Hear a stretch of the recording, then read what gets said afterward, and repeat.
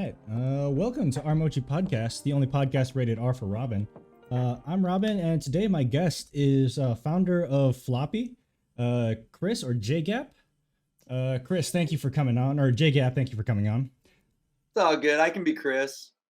Yeah, whatever you do. So, do you go by JGAP or JGAP or I don't know how you're pronouncing the J's and the G's. I say JGAP, yeah. Because it's kind of cool because, like, sometimes our logo is the Gap logo with a J in front of it, like, you know. Yeah, so you are the founder of Floppy, which is a first player. It's a decentralized DAW, decentralized autonomous workstation. It's an FPS first person. I forgot what the S stands for. Sampler. First person sampler. And I think the first thing I want to ask right now is with JGAP. It stands for Jester's Got a Posse. Jokers. Joker's Got a Posse. But yeah, same difference. Yeah. So where does that come from? I really couldn't tell you where that comes from. I just came up with it one day, like some years ago. It's my record label, so like, I really don't know. I just started. I honestly have no idea. Like, I really don't. So how long have you been making music at this point? Oh man, I've been making music. I mean, like, releasing things like from like my first tape or something, maybe like 2008, maybe. But I'd been playing music before then and maybe been in a couple bands, but things were just kind of difficult to like materialize then. I mean, I don't know. I was probably like, 18 or something. Like, so you say you play music, like making music to you. Is it primarily now production, or are you like playing the instruments? Are you doing the vocals? Yeah, I mainly just produce at this point. I don't know. I mean, sometimes like if a friend asks me to like be in a band or something with them, I'll do it. But I'm in a new grunge band actually that's pretty sick and wicked, and I'm the vocalist. But that's kind of like it's in LA and I'm in Olympia, Washington. So I've been going down there and just recording because my friend works at a nice studio. So we've always dreamed of being in a grunge band together. So we're in like a nasty, like rated R grunge band. Kind of like Alice in Chains, but like just like kind of, yeah. I'm not gonna say sleazier than Alice in Chains, but some of the lyrics are a bit sleazier, maybe. There's do you know the show Bob's Burgers?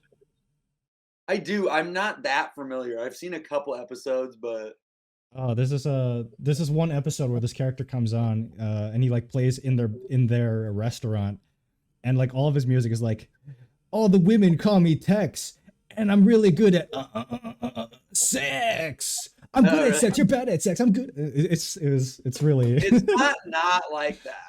It's really not. I would hope so. Like I mean, the two working names we have are either Star 69 or Twisted Filth. So that might give you a sense of where it's kind of a slutty, nasty throwback. Star 69. We're all from the Northwest and stuff. I mean, I'm not from the Northwest, but I've been here from like 2005, so it's kind of in my blood, at this point. I've lived here longer than I've lived anywhere, so. God, Star 69. That was like, that's a phone thing that like, is it like it hides your user or your caller ID or something? I think it hides, yeah. Well, Star 67 or Star 69, I can't remember. One of them hides it, and one of them looks up who just called you. And one of them licks your butthole. What? No. I was like, man, I died. Yeah, okay, I get it. Yeah. I get it. Okay, I get it. The group you were playing with. So you did a show 2 days ago. Was that with this band? No, that was with me and my girlfriend are in a band called Daisies. I mean, that's probably the best thing that I'm in. Like, I don't know, but because she's such a great singer. Daisies. I saw with JGAP. That's one of the albums that you guys released, right? Correct. Yeah, yeah. We've done like 5 albums at this point. We were doing like 1 or 2 a year for a second, but we've kind of slowed down. We got another one coming out soon. It's actually just finished up at the press, so it's like being mailed here now. But we, you This one, right? know, yeah, hell yeah. And that's the back, Yeah.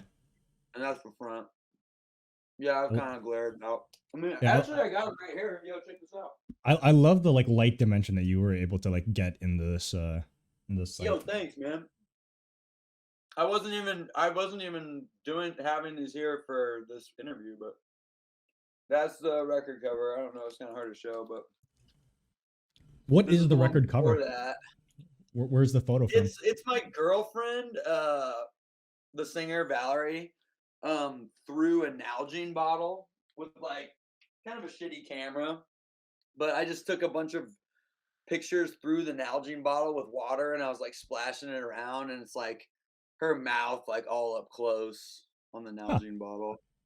neat. It actually turned out pretty good. I was really nervous about the print on that because like I like to push the limits, but like sometimes it's like too lo-fi and then there's a it's hard when you send out something off to be printed at a scale and it's like you don't really know if it's going to be too lo-fi or not, but Yeah, yeah. it's fun to push the limits.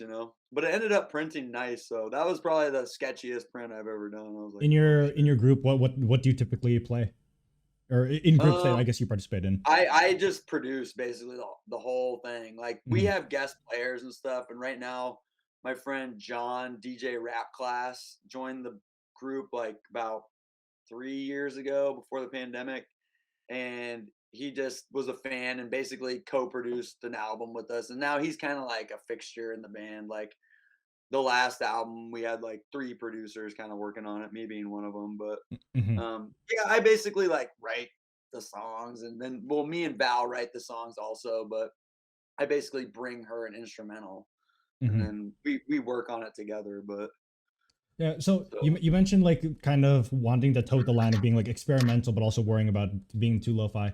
So with Floppy, you guys are developing specifically for like the Web3 space, and you are trying to build out this new technology for the community. Where do you think you kind of land in terms of both like aesthetic and then also kind of like your vision for how you kind of want to develop out the but both your product and like you want to see the music industry develop in the Web3 space?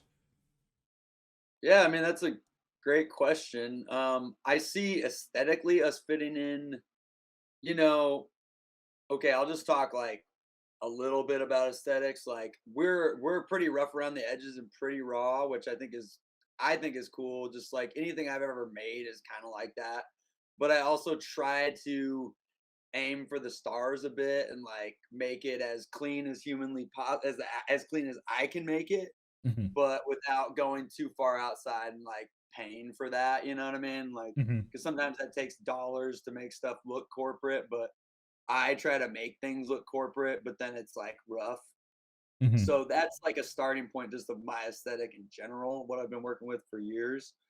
And this is no different, honestly. But I would say like if we're talking about like what we're going for the old school style, like floppy sampler. That's what this is all based off of. Yeah, That's what yeah. I started producing beats on. I love floppy samplers. I got them right here actually on my rack, but you can't see. Let me Um, pull up the window real fast. So this is like the oh promo hell that you yeah, guys have for the for Floppy.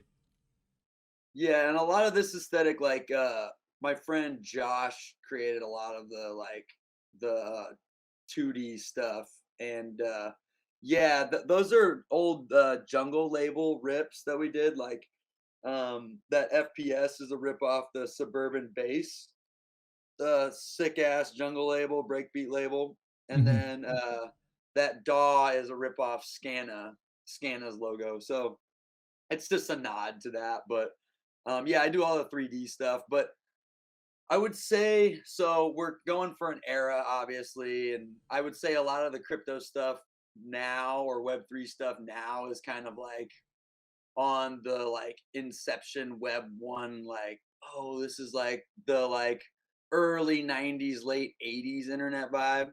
And I Mm-hmm. would say like we are trying to go for a bit of like 96, 97 or something like that when it comes to our like I mean this isn't necessarily a good showcase of that, Mm-hmm. but like that's kind of like where we are trying to land with our graphics. Not quite Y2K, but just like kind of like busted ass 3D shit. Windows Um 99. yeah, before it was really dialed, you know what I'm saying? Like It the was when the 3D screensavers were graphic. still when the screensavers were still like you walking through that maze and being like, oh man, is he ever gonna get to the end? And like, Yeah, yeah, it's still just but still, like, blowing your mind back then, like, mm-hmm. that was really cool, but, like, you look at it now and it's like, I saw Shrek, and I don't know when Shrek came out, I mean, it was obviously It in was the 2000 2000s at something. some Yeah, point, but I wasn't even watching it, but it just, like, came on Netflix, and I was like, "Man, this looks busted compared to the" I mean, it looks cool, but I was like I thought when it came out, it was, like, amazing, but, like, it's like oh when you no, see it dude. now, you're like The first Shrek movie is a gem. oh yeah, it's so good, but I'm saying just like the graphics, it's Uh-huh. like it was like, what you can do that? Like I know Toy Story and shit, Mm-hmm. but Yeah, Toy except for Story kind of Toy looks Story had. better I'd say, than Shrek at Yeah, this I point. mean, well, Toy Story had the benefit of not having to model too many real humans, and the few humans that actually showed up were fucking disgusting. That's a good point. Yeah, no, the humans were terrible, but some about the depth perception in Mm-hmm. Shrek, just like the blending of like a character in the background, but it could be the TV too. You know what I mean? Because like Mm-hmm. now we got the HD TVs and shit, and there's like a different form of compression on them.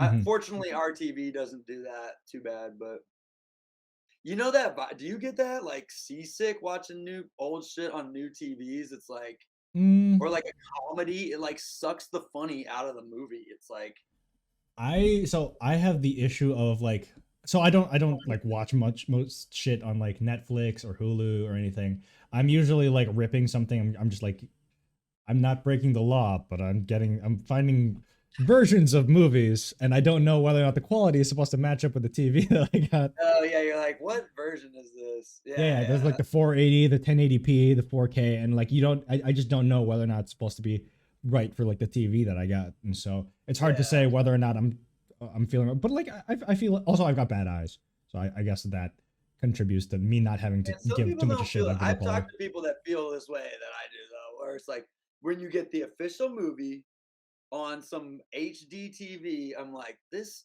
sucks. It Uh-huh. feels like a soap opera, how a soap opera is filmed, if you know what I'm saying. Like Hmm.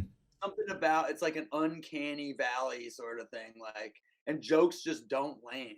Yeah, yeah. It's weird. And like horror movies aren't scary on it. I just can't. It's like a timing thing, and I think it just proves how like fragile that whole balance is. Like it's just enough because like a movie has to like lull you into like believing it and like give you that sense of disbelief. That's why if anything's wrong with the production, like I can't get into the movie. Like the movie might be really cool, but then the sound isn't very good. Hmm. Like, you know, some lower budget movies, like the sound is just sounds busted because obviously they didn't have the budget. And I just it can't it's that suspension of disbelief. Like it's just gotta have that like movie feel. I don't know. How much of It's it just do gonna you How much of it do you think is like the issue of the conversion? Because like all these movies are generally supposed to be made for a student for a like a movie theater on like yeah. the big screen. How much of it is that versus like the conversion to like the home TV? Because I So know like I would say, man, to that point, like if you're making a movie that's made for the movie theater, you're probably gonna have your sound dialed for your release, like your mhm, television release, because you obviously have a budget.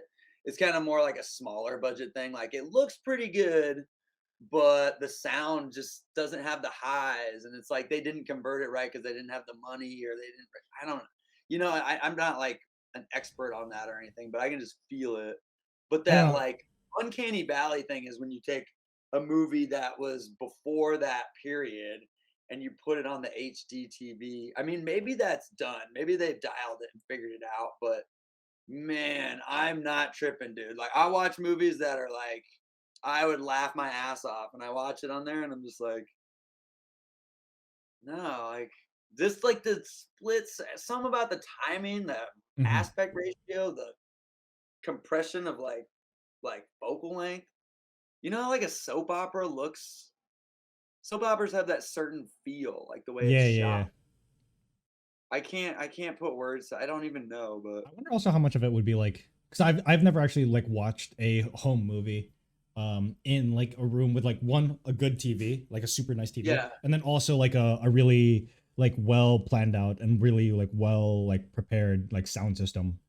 Mhm. Somebody dedicated a time to like make like a great viewing station. I don't think I've ever like watched a movie in that. I don't know if that would Oh, really? influence it. You've never wow. I mean, Mm-mm. I Not haven't not in spent like somebody's that home. I haven't watched that many movies like that, Uh-huh. but when I have, I'm like, "This fucking sucks." Like, up to a certain year. I was Yeah, like, yeah. "It used to be cool, like, Though oh, damn, like, nice though TV," but now it just sucks. Yeah, yeah. I would say to a degree though, like this whole thing you're talking about, it also gives value to like certain movies that were designed with like this low budget aesthetic in mind. Those movies hold up pretty well. Uh, Mhm. just because it doesn't have to have this like fidelity that's supposed to be captivating at its like purest essence. I mean, if it's supposed to be like clearly a joke or something that it's supposed to be part of like the avant-garde-ness of it, then it holds up better. Like I love like the old comedies. Do you know the movie Kung Pao? Oh, man, is that one of Steve the ones Odekirk. is that in the canon? Is it a Chinese movie? It's a Chinese movie that was dubbed over by a white guy for all of the voices except for Oh. two voices. Oh, I And you remember see this. No, I never saw that, and I never saw that. that movie's that is a movie that I have literally watched in the triple digits of times. Oh, really? I love that I movie. should watch it, man. Yeah, I would probably love it. Like, I thought it was one of those ones in the canon, like Shanghai Soccer or whatever, if you remember that, and like I that know there's other Shaolin Soccer. That was a Shaolin Soccer, yeah. And then there's Kung Fu that other Hustle. one that he did before that. That those Kung Fu were pretty Hustle. Kung Fu Hustle. Yeah, those are funny. Yeah, I like Yeah, those. those movies That's are really good. yeah, yeah, Or Shaolin Soccer was like, I didn't care for that one as much. yeah. Stephen Chow movies. Stephen Chow. Yeah, yeah, yeah. Yeah, I hadn't seen those in years, but man, I should rewatch those. I've been getting into Jackie Chan again too. Those are really fun. Hmm. Especially like the first two. Actually, the third one's all right, but like the Rush Hour movies. Oh hell yeah! No, Rush Hour is hilarious. Yeah, Rush Hour is so funny. Okay, well, back to Floppy though. Where we fit in the Web3 shit. Well, I already explained our aesthetic a little bit, but Yeah, how yeah. we want to see things going in the music industry. I mean, I might on the Twitter like sometimes wax poetic a little bit. Like I rarely do, but about like this is we're doing this major platform. We're really not. Hmm. Like I'm just gonna be frank. Like I mean, it's major to me and us, the people working on it, but it's pretty niche. You know what I'm saying? It's like I kind of want that in the music industry. I wouldn't even say industry, but just in culture in general. It's like I feel like, you know, up until maybe the millennium or whatever, like the 90s are probably the apex of it, but music had regionality to it, like Hmm. grunge was the Seattle sound, like drum and bass is UK, like I don't know, just like you name it, like country music in Tennessee.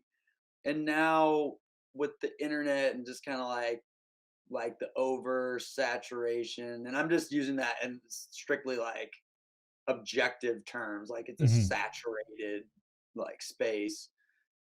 Things just kind of sound like now, I feel like, Hmm. instead of like a regionality to it.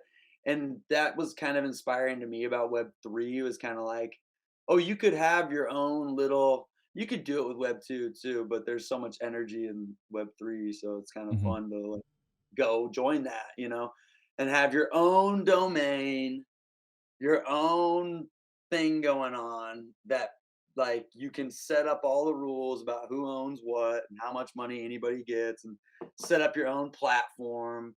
That's just inspiring to me. I've just never been the one to be like, yeah, Bandcamp's sick. Like, I mean, it's great. It does what it does, but I'm just like, So yeah, Spotify. Eh. so for those who don't know, Floppy, as a decentralized, I said autonomous. I was still in the mindset of DAOs. It's a decentralized audio workstation, Yep. and as a first person sampler, the idea is like you're allowing creators to be essentially creating sample tracks and like sample beats that people are able to are able to sample, and by having them created, they're able to get attributions and what are they called, royalties, I guess, for using the samples of their music. And so is this essentially how you're kind of like visualizing or envisioning adding this like regionality to it, to the Yeah, space, I guess? yeah, definitely. Like let's say we're a specific region. Like Floppy is its own thing. It's its own tool set. It's curated, so it's pretty curated actually. Like the sample packs are gonna be like, at least at this point, curated by us. Hmm. So at some point we might open the gate and have other people do the stuff, but having us curate the sample pack, I feel like adds into like these are the sounds you can use, Hmm. you know? Like there's going to be 1,000 of them in the first run, but like kind of like get busy on it, you know? Like these are the sounds, this is the tool set, what can you make? So it's Hmm. all going to sound relatively similar, the idea, right? But like hopefully people chop it up and make it sound like their Unique own and thing. And original. then exactly, and then, hopefully that like it's just like I like that in culture, like, when you have a scene and it's like a flyer for a band, like, because there's gonna be a graphic element too, where you create a record cover and then you sell it on our platform, whatever you made. Hmm. Um, and like get basically all the royalties and some go to the sample artist. That's part of the like idea as well. But when you're in a scene and you know somebody's new band comes out and like they're your friends or they're your enemies, but they're in the same town, and you're like they're sick, but f them, I'm gonna like destroy them with my band. The And beef is like how we rep each other. yeah, yeah, exactly. And like, oh, their flyer is really cool, but that means I need to make a better flyer. Yeah, And yeah. I think nowhere else on on the internet I've never really felt that. It's kind of more like FOMO culture a little bit, like, oh damn, they did that. Like, you gotta like step up and do it also. I've felt it on the internet. I've had friends on the internet that we like share stuff back and forth, but never have I felt it as raw as real life. Hmm. But I would say our music scene is kind of like it's still happening, but it's kind of falling apart with gentrification and stuff. And like we used to have tons of people moving here, and now it's like kind of as expensive as anywhere else on the Are you West talking about like Coast. So Washington, you mean? yeah, well, Olympia in particular, like it Hmm. was kind of like cheap for a while. You know what I mean? Like past Affordable at like the very Portland, least. Seattle, Yeah, yeah. getting totally effed. Yeah, yeah. So yeah, but that's kind of the like ethos, right? That's the ethos. Yeah, Hmm. yeah. Like what we're trying to do. And so it's an FPS. Again, it's not like a traditional FPS for most people, first person shooter, first person sampler. I looked at the demo that you guys produced for the thing. I watched like the tutorial videos that you guys have for it. Can you can you kind of talk about like why the first person, like the in-game uh UI, why you guys went in that direction instead of just making like a program that's like, just open this up and then like click here and it makes this noise and do whatever. I don't know. I honestly don't know why. Like, I It's think a it's very cool unique and aesthetic. cool. Yeah, yeah. I think it's a cool aesthetic, and I think that's how it started. Was like with the aesthetic. It was Hmm. kind of like, I mean, yeah. I mean, I wanted the actual like tools and like sequencer and sampler to be super basic and kind of like Very the intuitive. most, yeah, intuitive. Like if you weren't if you didn't know anything about it, like you could potentially figure out it, Just and like it might hop be in an and play. introduction.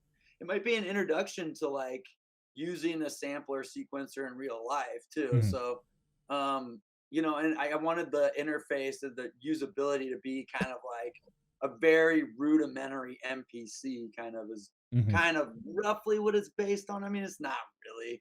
It has a 16-step sequencer, which like the MPC doesn't have, you know, or like, Mhm. I mean, it kind of does, but like you see it more as like a drum machine style where you type in the stuff. And um, yeah, so we wanted the tool set to be really simple. And I mean, it kind of like spawned from the 3D characters in the first place. Like when I just made those, like it was kind of like, oh, The 3D all characters and right, like this the goblin dude. yeah, it kind of just like, yeah, oh yeah, yeah, yeah, Or is yeah, it on or base is it, or space, is he a yeah. gremlin? I don't remember how you described him. Oh yeah, yeah, he's a goblin, hobgoblin, he might be. Let me see. The Yeah, here. Gopnik goblin. I don't know if that's a slur though. Like my friend put that on there. I don't know. Like Goblin's like a character lore thing. no, I don't not know. goblin, but Gopnik. Gopnik, yeah. I have no idea what that is. I think it's like a Russian thing. Mm. I'll look it up. I just don't want to be saying slurs. Oh yeah, I guess it is derogatory. Well, what's it derogatory for? We can cut it out. I mean, Derogatory in Russia, Eastern Europe, former Soviet republics, and other Slavic countries. A member of a subculture of young people in lower class, lower income. Oh, it's cool. It's like okay. you're like, It's I mean, I don't counterculture. know. Maybe it has a bad context, but it seems like saying like punk or something. Mm-hmm. You know Hopefully, what I fingers mean? crossed. Like, yeah, yeah, yeah, yeah. I mean, I'm not too worried about it. I mean, you're more in direct. I'm just kidding. I Because shouldn't I'm in say that. Ukraine. How dare you? Yeah, no, I'm just saying, yeah. But like, so what NPC generally do you interact? So as a producer, what kind of like what's been your experience and like the things that are kind of like the essential things that you're trying to bring to this new interface, this new function that's supposed to be that users are going to like want to are going to be most familiar with already, migrating from like Web 2 or the traditional NPC or DAOs that they use. What are the things that you're kind of trying to carry over as simple as possible? Like the specific tool sets in the game. Yeah, I guess also. I don't know. So the things that you're most experienced with that you as a producer have been using and interacting with. Oh yeah. Well, okay. I mean, they have like a waveform editor in there. So like it's kind of a Mhm. similar UI where you like click a track, pick a sample, chop the waveform, and you can pitch it up, pitch it down. One of the things I was really pumped about is we added slice mode. So you can Yeah, I add saw a that. certain number of slices and you can have it chopped. Cause I do that a lot. I make like breakbeat style music and like you can chop the breaks in there. And then we have like a relatively, I mean, it would, people would, you'd have to like spend a little bit of time and learn about the interface, which is Hmm. just like, I feel like that goes with any new interface DAW Yeah. thing you're using, but you can fairly easily like utilize the chop function, you know, and like Hmm. set out your slices. Like I can make a beat in it pretty fast. Yeah, You know, you you sent can me do some like individual shots, like reverb, like pretty easy. Like, oh, here's a snare, and I uh-huh. just want that snare to fire off a reverb. That's pretty easy to do. That's I'm pretty happy with how that functionality worked out on it. Yeah, have you produced any songs already like using the interface in that? I I've produced a number of beats, but I Uh-huh. haven't really recorded any of them Uh-huh.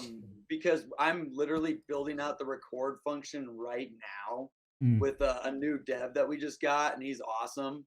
And I'm getting really excited about it because we kind of have the record function already going, and we put a reel-to-reel tape machine in there, and like whenever you record, it starts rolling. So it's kind of tight, you know, it's like goes with the old school feel. I used to have a reel to reel. But yeah, and then we're gonna have we're working on right now kind of a Winamp style music player that plays your takes that you've made. And then you like choose one, you can listen to it like a playlist, and you choose one, and then that's the one you go mint and download. So I haven't made a complete song on it yet. I've made complete songs with the sample pack we're using Yeah. because the sample pack rips. Like I use it in my everyday music production, like honestly. So But in the current state of like the system, it doesn't like it doesn't have the functions yet to fully make the full song. I mean, you can make the full song, but you just can't record it in Gotcha. game. Yeah. I could do some like I could just like screen cap it. You know Yeah. what I mean? Yeah, I could. Yeah, I just haven't. That's But cool. I'm kind of waiting. Hopefully in the next 2 weeks, because that's when we're trying to like token gate it for people to come in and try it out. Um, which I'm really excited for. We already have like a pretty good list of folks coming in to try it. But I'm trying to expand it now. That's why I've been reaching out to folks. Like me and Alec have been talking a while about doing some floppies or mochi stuff, but this just like lined up because I'm kind of on a campaign now. Like, hey, be some of the first testers. So Yeah. yeah, so we're shooting for July 18th to have the first token gated, you know, experience for users. It's not the whole platform yet. It's not the marketplace, and that's in production as well. Because we have a game developer doing the Unreal Engine stuff, and then we got a full stack dev doing everything else, basically. So right now it's just for the token gating. That's going to be like essentially like a closed beta. Yep, closed beta, exactly. Yep, and yeah, I mean, I'm just really looking forward to seeing like people make actual tracks on it. Like I'm really excited about that. And you can do different sequences, which is really cool. It's got like a timeline editor, so it's like you can copy and paste. You can be like, okay, I got my kick drum going, copy, right click, copy that one, go to the second sequence, put it in there, add the snare, and you can like change them up, and it won't change any of the other things that you did. It's pretty functional, honestly. Like it's kind of sick. I mean, I like simple music creation personally. Like this is my newest gear. And well, don't even get me started, but I do in the timeline of Floppy's tooling. I mean, I have probably too many things to do at this point for Floppy's tooling, but I just got this tracker, which I've always wanted to get into. Do you make music, man? I've started learning how to make music. I wrote Mochi right now we're producing like a zine. It's gonna be we've had to push the publication date, and the piece that I'm working on is a rap. Hell yeah! And I made a simple beat for myself. I made a simple beat for myself, but I'm handing it off to a producer to do like the mastering and like the mixing of it, because as much as I've like want to kind of learn it, it's just so far it seems like very daunting to try to do that. Oh, but it's gonna be the beat that you made, and they're gonna mix and master it. Maybe, I don't know. I'm still develop, huh? Yeah, we'll go back and forth, I imagine, but like I just made this like simple one so that I can like I have something to kind of like go off, yeah, kind of like vibe wise, and then just have something to practice rapping it, doing the lyrics. What style are your rap? It's hard. I don't even know what styles there are properly, but the inspiration for it was like between like 90s and 2000s rap. In terms of like content wise, the way I want, like I'd say the two biggest inspirations for the three biggest inspirations. Asheru is the guy who did the intro theme and like the ending theme for the Boondocks. Oh yeah, I watched that when it was going on, but I can't. I only that shows the shit. Little bit. Yeah, no, I know. I mean to revisit that. I'm like, yeah. So the three dudes are that track, though. The three dudes are Asheru, Eminem, and then Tupac. because like the way that Nice. they fit content and storytelling into their rapping, especially like in those years, was phenomenal. Oh hell yeah! I mean, Tupac's number one for me for sure, Hmm. forever. Eminem, man, I cannot get down with Eminem, dude. Like I was just thinking that the other day. I watched the new Snoop Dogg Eminem video. Have you seen that? I have not. I mean, okay, don't get me wrong. When Eminem came out, I loved Eminem, dude. Like, I mean, Okay. probably like ever. Did you love him when Slim Shady LP came So out? here's the thing. Here's the thing. I actually hated a lot of his shit for the longest time. I was Oh, sick of his really? voice. I was sick of like hearing him being like featured in other people's music and stuff. But then Yeah. like actually like looking at the lyrics and listening to the things that he was rapping about. Again, I haven't listened to like most of his stuff, but like talking about like Lose Yourself, Real Slim Shady, Oh, hell yeah. Just Lose It, like and Mockingbird, like all of those songs are very like deep and not just about his pain, but also like kind of the struggle of the music industry and like somebody struggling in Detroit. Same thing with like Tupac and Biggie. Like they were rapping about like the struggle growing up in like these cities that were heavily Oh, hell yeah. segregated. Just some the thing about Eminem that I cannot listen to, and it's something I don't like about rap in or not rap in general, but people who rap like this. Hmm. It's like there's just too many little things that you're trying to fit in to say a bunch of different things. Like, you know Uh, what I mean? Like, why are you saying so much crazy shit and like doing the like gymnastics? I don't I know he's like really good at rapping, but it's like too damn much. Like, oh, you know, are you talking about like Biggie's Rap really God? good at rapping. Biggie's amazing. I mean, Tupac is too, but I mean, Biggie's like his flow is insane, but he's so chill and he's not trying to do the like mental workout. Like, Hmm. you know, Slim Shady LP to me, I mean, yeah, he's doing it, but I feel like he's not really doing that as much. He's not like, and when you get to think about this, well, could you think about it like this? I don't know. There's like too much shit. I'm like, Yeah, dude, I you gotta think like I, chill I I out. think that's like one of the big differences, I guess, with like Biggie, uh, and some of like Tupac stuff. They're like they're kind of like sitting and chilling and like we succeeded. These are some of the things we did, but like we're feeling good about where we are. A lot of Eminem stuff, especially like with like Slim Shady, it's all about like the anger and like the pain. Oh yeah. Um, Well, I mean, later Tupac stuff though, man, he's like, yeah, absolutely. dude, like some of that Super shit. disillusioned. Like especially like the posthumous stuff. Like I used to like that growing up, but I'm like, it's a little bit like too thugged out, like murderous shit. Like, you know, Hmm. I like the whole breadth of Tupac kind of deal. Like, oh, he's like this, but then he's like soft side and like Hmm. you know, it's like a full character, man. But yeah, Yeah. Eminem, yeah, too angry, man. Like Slim Shady, that's why I like Slim Shady, just because it's like so druggy and kind of original, and the beats are dope, and I like that, you know. Yeah. Like, Yeah, so in terms of like the content of the song, it's like to me the a lot of like rap, and then I'd say like the 90s 2000s aesthetic of music to me was somewhere between like was somewhere between like Eminem Tupac rap and then like emo and punk music.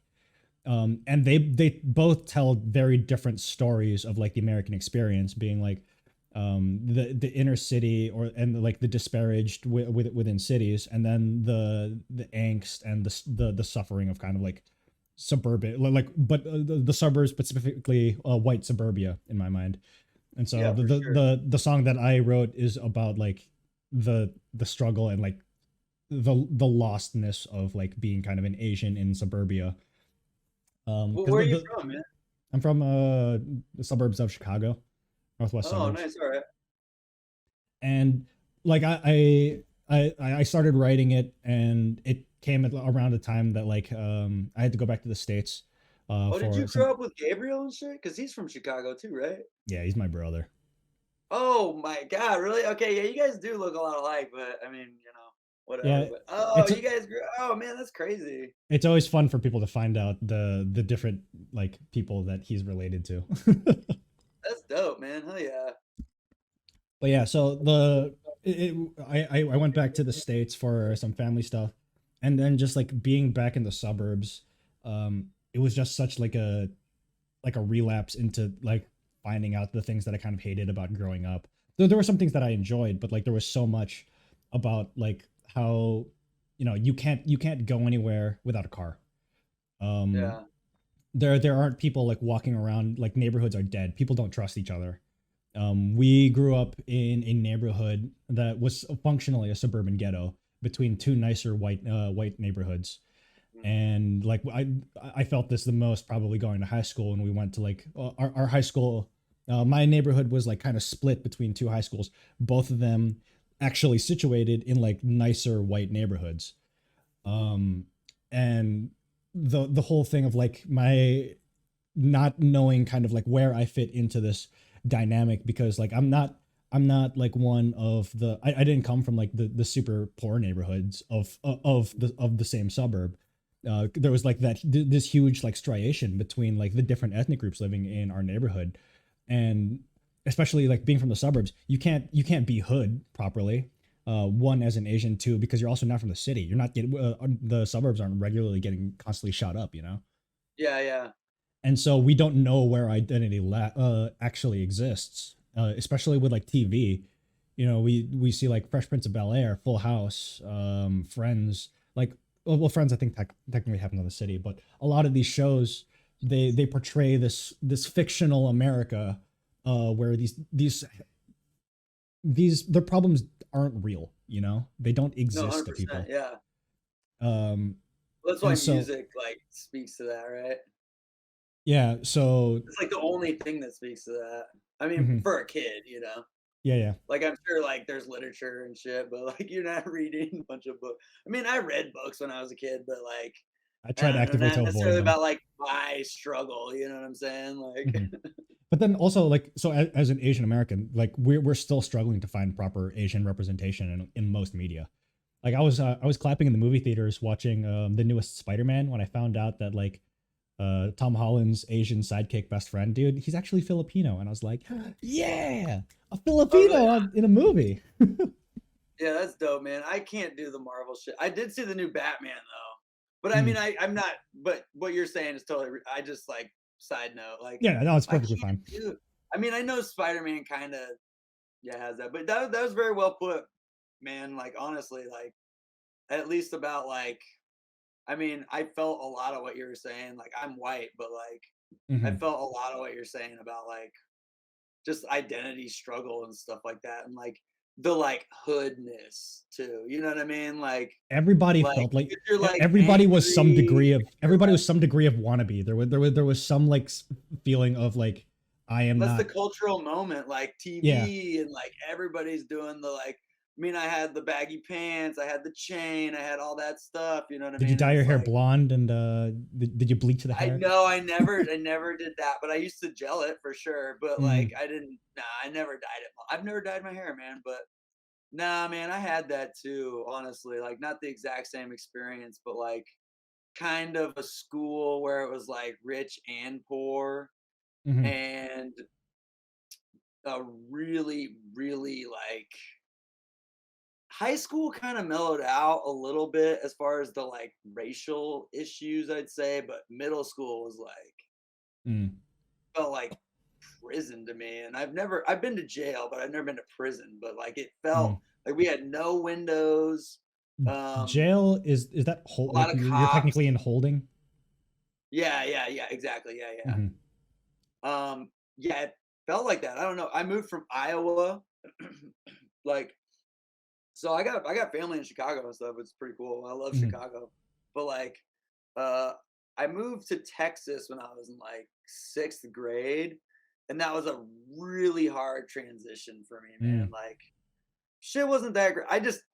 I had a difficult up. I when hearing you talk about like growing up, like I feel a lot of that. You know what I mean? It wasn't hmm. I feel you. easy I feel for you. me. Like some people have like fond memories of growing up, Hmm. and sure I can like dig those out, but nah, man, it sucked. It fucking sucked. Especially Hmm. like moving to Texas. That's when I was like, what the fuck is going on? Hmm. Like Iowa was all white basically, like for the most part. You know, I Hmm. mean, obviously there's like some non-white folks there, but like you know, it's very, very A white. And I'm not significant like, minority.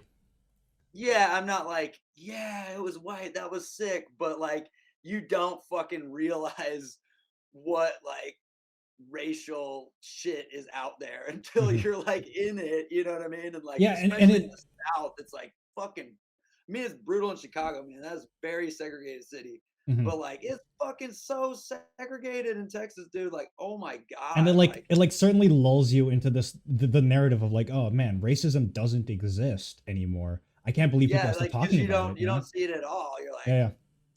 fools are racist as fuck in Iowa. Like, no, yeah, I mean, you know, but like, you don't think that growing up. Mhm. But Yeah, it's really been man, actually like like in Texas, man, like there's like two different histories going on. mhm, Like at least with white and black folks, you know what I mean? Like two completely different histories, two completely different shared sense of knowledge. Like seriously, man, like just like to the words people use and like mhm, families that have lineage there that like each group doesn't know about. At least the whites don't know about the black mhm. lineage because the white lineage is the lineage, you know what I'm saying? And It's like, being like white in America is the American culture, yeah, essentially it's to like them. that's like you know about like the Rices were like a major family, Yeah, yeah. white family, and everybody knows like I'm sure people being black know who the Rices are growing up, but not all the white people know who the Calhouns are. And that's like a different family. You Mhm. know what I'm saying? And like, it's just interesting, man. Like, and Juneteenth, man, Juneteenth is from Texas, Oh and yeah, it's I got like to nobody so knew what Juneteenth was until recently, like in mhm. the American culture. They officially But made it like, a federal holiday, right? yeah, I think like 2 Last years year, I ago, think. maybe or something. Yeah, Yeah, yeah, something or like that. last year. It's in Galveston, Texas, I believe. It was in Galveston, is like Mhm, where it kind of originated. But like, people were celebrating it back then mhm, when I was growing up. And I kid you not, none of the white people knew what the fuck it was. mhm. I mean, maybe they did and just didn't tell me because I was kind of new, but I was like, what is this? And nobody would tell me. And I took 2 years of Texas history and nobody ever mentioned that in Well, I Texas don't history. imagine Texas history is very thorough in many ways, or at least accurate in No, many no, it's ways. terrible, man. It's terrible. But it's just interesting because that's like a big deal. And it's Yeah, like, it's just crazy. Like, yeah. yeah. I'd I say mean, obviously, you know what I'm talking about, but it's just like, a that was a lot. wake up call moving there. But I'm thankful for it. Was hard, but I'm grateful for it. Mhm. Yeah, I'd say like a lot of the hindsight. So I've definitely been getting a lot of the hindsight because like the last like almost 7 years now, I've been living abroad technically. I was living in China and I was living in Ukraine, two wildly Damn. different, largely homogenous communities. Mm. But I was also living in like different kinds of urban organizations. So like in China, I was living in a second tier city. It's not like a huge city where it's constantly hustling and bustling, but like things are walkable. It felt like it could be a neighborhood, but there's still a little bit more action going on. Now I live in Lviv. I live outside the main city. It's very suburban. Most of the things you can walk here, you can take trams and stuff. And like going back to the states, and like one of the things I'm always missing is the diversity in the states. I'm missing the food in the states, the accessibility of different cultures and different kinds of experiences. Oh, 100%. Yeah. But then like in just like in the suburbs, and like when you get into like this like quote unquote cozy area, it's like when we've made the space for us to segregate ourselves and like make our experiences like just this our own homogenous lie, as opposed to this like shared truth. And Man, just yeah, like that's well put. Yeah, I get what you're saying. Yeah. and the fact that New like York City, man. New York City is crazy on that. yeah, I really don't know. I would like to try living in like a big city in the US. And I've deliberately avoided trying to do it. One, because it's crazy expensive, but two, because like I don't know how I would like whether or not I'd enjoy it. But I would be curious to see like how the scene is kind of different from having lived in like the suburban America. Um, but just the fact that like you need to have a car. It's not only like a status symbol, but it's like your access to independence. You get that when you're like 16, 17, if you are from a family that's able to afford that. Otherwise, you're stuck in your neighborhood. You're stuck on your on your parents' sofa.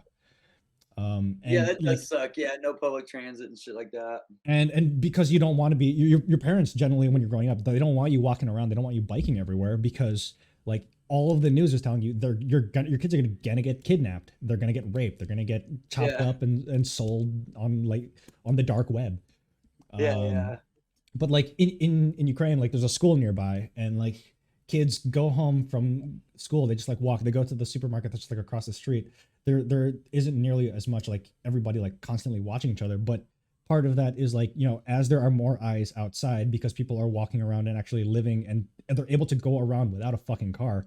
They feel safer because, you know, like nobody's gonna pick up a kid while there's a ton of people there. You Oh know. yeah, 100%. Yeah. I mean, New York's always felt safe to me for those reasons. Mm. Chicago's pretty sketchy. Parts of it, yeah. Parts of it, man. Yeah. I mean, I've never been to like the hood in Chicago, but like, I don't know. I just remember being downtown and being like, this is fucked up, man. Like, I don't want to be Mm-hmm. here like at a bad hour, you know, because I was Mm-hmm. like, just when nobody's around, that's when I'm like the most sketched out. Uh-huh. I would much rather like a bunch of shady looking people than just like nobody around. Like I do Yeah, yeah, not yeah. like that. It's like not cool. So like talking about like our backgrounds and kind of like the way we kind of grew up with your music production and your like the music you produce, what have kind of been your like inspirations, and like what are the things that you kind of gravitate towards in music?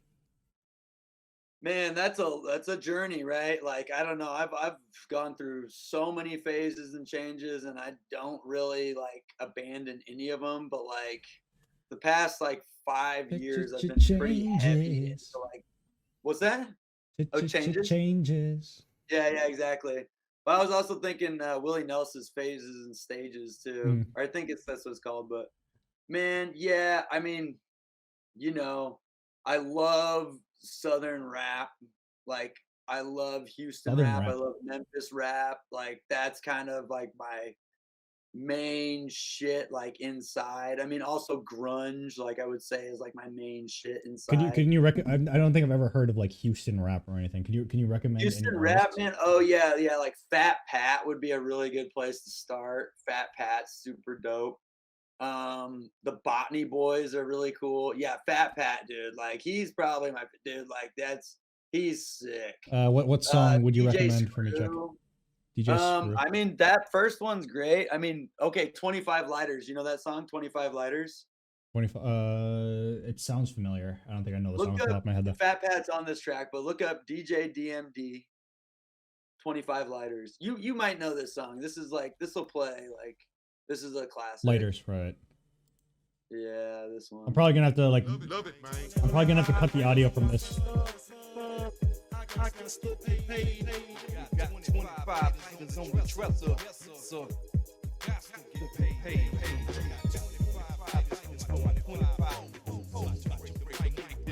This is like very Houston. Mm-hmm. It's a classic. I already now have to edit this because we're gonna get fucking demonetized. Oh for yeah, yeah, whatever. yeah. I really like South Park Mexican. I really like well DJ Screw, sure. Little Flip, I met Little Flip in the mall. I mean Scarface, Ghetto Boys. Yeah, the list goes on. There's a lot of like Zero. There's a lot of I like it because it's like underground, its own scene. Paul Wall is probably my favorite white rapper. And then I Mhm. love Memphis rap. So that's just like, I don't know. I like all types of rap. I like New York rap, sure, like whatever. But and then but more recently, like the last 5 years, I've been really into drum and bass, jungle, Mhm. that whole world. And that's like really become the like thing I study and I make. There's a And lot when of I yeah. say make, like I really like am on like a path to like really try to like because I'm not British. I didn't grow up with it. I mean, we all kind of grew up with it in video games and shit, and like, you know, commercials and the culture. But that's been my like main influence, like the past, like I'd say 5 years, and I've probably been making it like 2 or 3 years now, but or like Yeah. incorporating it into like my pop music for like probably 5 years now. But like just working with breaks, that's what got me into that. 'Cause I just started doing breakbeat music, and then I was like, oh, this shit is like really, really breakbeat music. Like that's what they're really fucking with, like Mhm. putting like most of the attention into, and that got me kind of hooked. I would say like we like a lot of the breakbeat stuff. So I listen to the tracks that you like made. They sound cool, but like I just do not get them. Oh yeah, yeah, yeah. I mean, I would say I can't remember what I sent you, but some of that shit is like kind of happy hardcore, kind of like Baby it's pretty Love, like sped Savage up Garden, vocals and shit. Like uh-huh.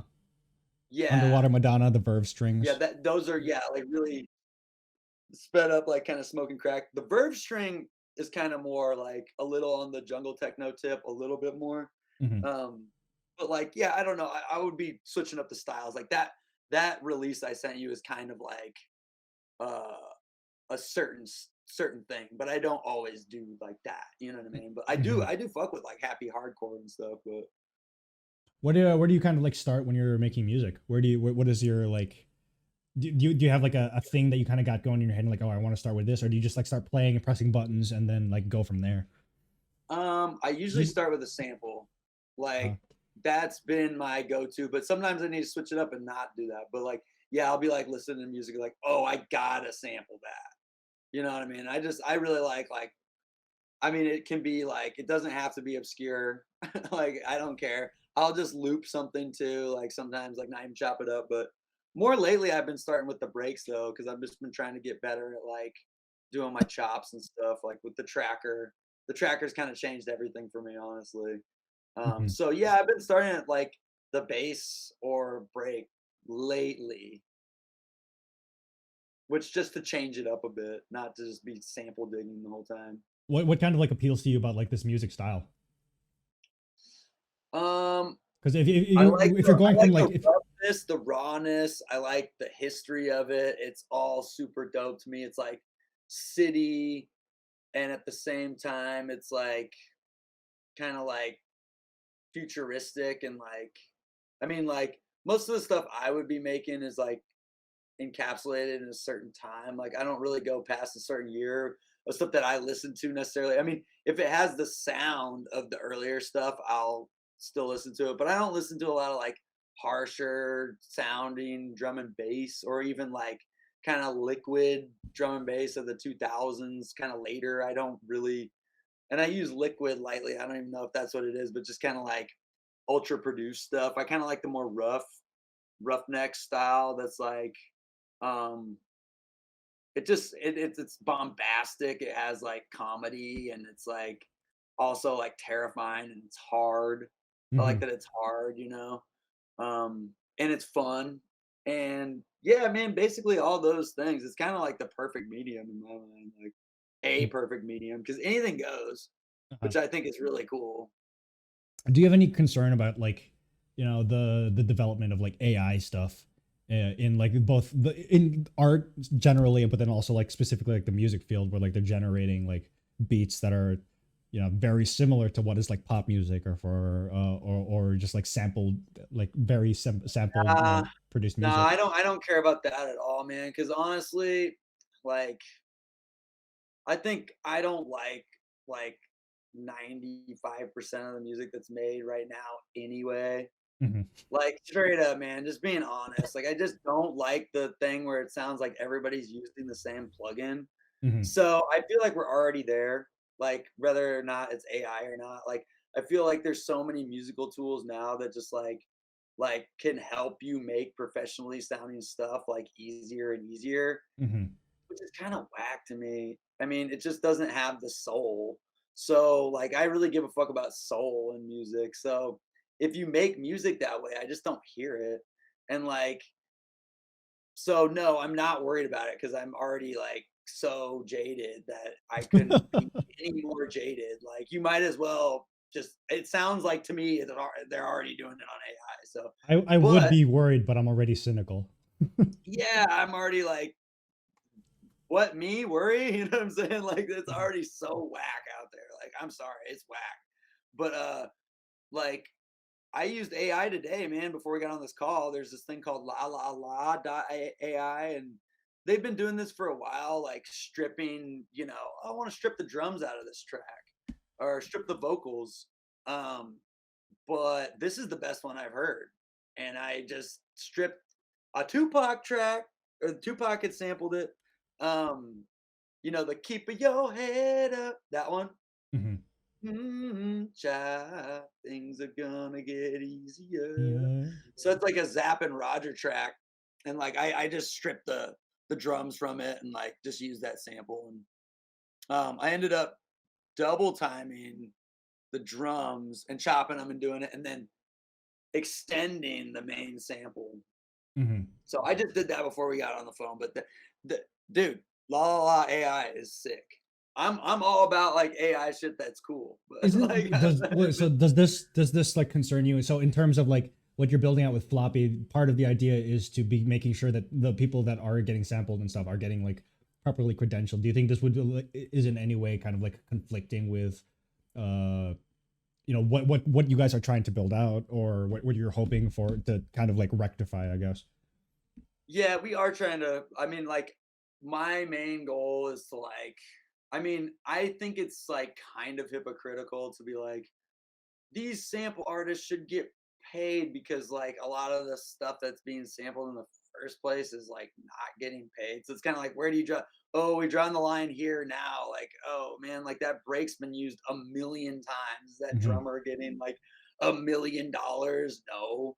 So I mean, but yeah, we are trying to do that with like the idea of it, right? Like the first sample artist we have is getting like a sizable check, given if like compared to what the whole thing is. Like we could sell nothing and they wouldn't get anything, but like upon selling out, they're getting a pretty good check.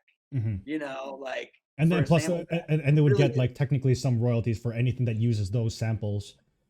Yeah, well, not even those samples, because we don't have the technology. I mean, we don't have the technology to do that because going forward, there's going to be like ideally 10 sample packs. So how to really like, I mean, I know blockchain, right? But like how to really be like, this was used in this song. I guess it could be possible, but it's you could like attach like what a if the user brought it onto their track and they just had it muted? Like would it be registered? You know what I mean? Like, and you'd have to like, they'd make a track and you'd have to like pick through it and know the samples. So how we're dealing with that is, so we take like a 3% cut or something. Don't quote me on that, but it's like super low, and just to pay hosting fees.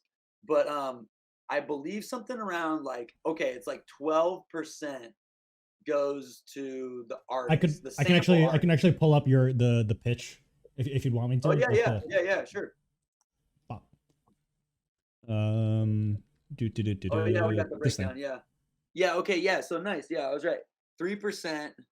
Oh wait, no, it's the bottom one actually. So okay, 82% is gonna go to the producer who made the song. So we want the bulk of it because we want to encourage people to make tracks on it. And the sample artist has already been paid out of our initial, the top one. It's like when we sell samples, they get 12%. I think 12%. Do you mind scrolling up real quick, man? Yeah. I'll just double check. Yeah. Okay. So the sample artist gets 12% of each sample sold. Then if you scroll back down, the sample artist then gets 12% of each song produced using those samples. Yeah. So, but okay, so our first artist is going to get 12%, right? Yeah. When we get a second artist, they're each going to get 6%. When we get a third artist, sample artists, right. So it's just going to like chop up that 12%. You know what I'm saying? Gotcha. So if you like rip off an entire person's like if you just use their entire like sample thing, that one person is getting like the biggest chunk of that automatically. Yeah, Mm-hmm. exactly. Gotcha. So yeah, that's how we're dealing with it. And like 3%, I'd see like 3%. I don't know what that is about, but we're definitely doing hosting fees and I guess floppy royalties. Okay, we're taking 3%. I'm sorry. We're taking 3%, folks. Deal with it. No, I'm just kidding. We really wanted the bulk of it to go to the producer though. And, Yeah. and just to clarify, this is on our marketplace. This is the Mhm. contract that people are writing. Now you could put it for 0.0001 ETH, you could put it for 10 ETH, you can choose what you want and sell your waves or MP3s. And this is after, so we got two economic models. Yeah, so this is what I was actually going to be asking about afterwards. So like at the marketplace, that's going to be somewhere where like somebody who wants to like listen to the music or buy the track, it's essentially going to be like a Bandcamp where it just kind of goes directly to the people who are producing the music. Yeah, correct. Yeah. Mm-hmm. Can you talk a little bit? How much are you on like the back end of like how this works with like ERC 1155 tokens, minting all of like both the samples and then the production of the tracks? I'm not the sharpest tool in the shed for this stuff, but I definitely know a hell of a lot more now than I did last year. You know what I'm saying? Like, my friend and I worked on the tokenomics of it, you know, and like how the functionalities would work. And I can explain that on here and like see if I do a good job of making it as simple as possible. It's really simple. You don't have to in if you my don't mind, want to. but I understand, but we have you know, we have our dev has written contracts with us before in different projects we worked on. I haven't written contracts, right? But I've done Manifold XYZ. I've done Open Zeppelin. Like I know Manifold's not writing a contract. I do understand. Don't come for me, folks. But Open Zeppelin, like I've done the copy paste and stuff. I'm not a coder, but But I've you've become wet a your bit you've of wet your a toes a bit. I've become a bit of an armchair, if that's the word, right? Armchair coder, where I'm like I made my website like years ago, you know, from scratch. So that's like a big feat for me. I'm like a copy paster, sampler person, but and I've learned quite a bit, even this road of Floppy, like because I have to like communicate with the Unreal Engine developer and make sure it works with our backend developer. You know what I'm saying? And like kind of like bridge the gap and kind of understand what's going on. So that's where I've been with that stuff. And do you want me to explain the tokenomics of it, kind of? Yeah, sure. It sounds. I mean, I'm very curious because like tokenomics is still very much like a very developing field of like economics, and everybody's kind of got their idea of how to work, how to make it like sustainable, maybe scalable. tokenomics isn't even the right word, but like the mechanisms of our tokens. Yeah, You know what I'm saying? go for like it. what they do. So we're gonna have one of ones, and our first set is 1,000 of them, right? And that's the Floppy ERC 721 contract. That's what it's called, Floppy. And those are the samples. So these So are the dub plates, right?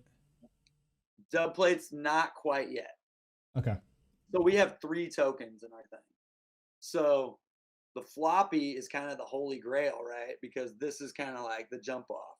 So when a user mints a Floppy token, they get the sample, right, in their wallet. Now that sample has been unlocked to the public. So anybody who enters Floppy can now use that breakbeat. But you're the owner of the collectible breakbeat, the Floppy, one of one. Now, upon getting this, you get our ERC 1155 token titled White Label. You get 3 of those white label. This is what you're seeing. This is white label accumulation, that little graph. Yeah. So every week you get another white label. So eventually you'll have a shitload of white label on this Floppy. Whoever is the owner of that floppy token has all that white label. So if you sold it, you would then lose all your white label. Mm-hmm. So the goal is to use your white label, right? Okay, and how you use your white label, anybody can come and make a track on floppy on our system. And you can record and you can download it. Mm-hmm. If you want to then mint it on our platform, you have to burn a white label. Mm-hmm. And when you burn a white label, you are initializing a dub plate ERC 721 contract. Uh-huh. And that is the song you just made and you're selling on our platform. Gotcha. So you have to have white label to mint on our Mhm. platform. And how do you get these original the original floppy NFTs? You get them by our public mint when we launch. Uh-huh. You go in there and the mechanism is you stick a disc in the system and then you'll see like breakbeats and you Mhm. click mint like in the in-game computer Yeah. and then that's how you buy it. Yeah. Gotcha. Mhm. But ultimately, it's the token mechanism isn't primarily as like a it is not like an initial like holder of value. It's like it serves its direct function in terms of like creating and minting and the music itself as like NFTs or samples of breaks of the songs that you're making or songs Yeah, that you're are being used. directly when you mint a floppy, you're directly helping and help create the ecosystem because Mhm. now that sample is available to anybody. Mhm. So you are benefiting everybody when you mint one. Roughly right now, how spread out have you like sent out like samples of like for people to play with? Or, so before like the closed beta that you're working on, I know that you've sent out some demos to people to kind of like test out. How dispersed have you gotten so far? Like how many samples do we have in there? No, how many other users have you had like now getting experience Oh, like working with and like practicing I would like testing it out? say the amount of people that have played it are probably about 10 Mhm. at this point, and it's been like a learning experience this whole time because sometimes you just got to suck up your pride and be like, this needs to change. Mhm. Like this needs to change because we're trying to make it as easy as possible. So we're doing some like UI stuff right now Testing that's and like, everything. Yeah. yeah, exactly. And like, when you keep hearing the same thing from people, listen to it and then like Yeah. change it.